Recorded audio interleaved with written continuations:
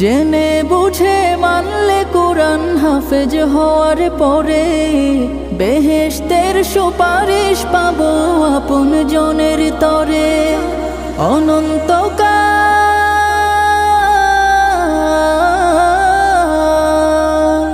অনন্তকাল থাকবো সুখে জান্নাতের বাগান।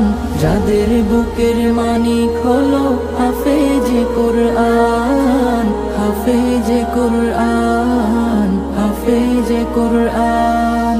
কিয়ামতের মাঠে যখন থাকবে সবাই ভীত, হাফেজদের মা বাবা তখন হবে সম্মানিত।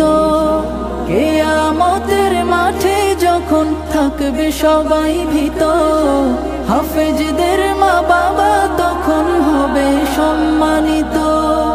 তাদের মাথা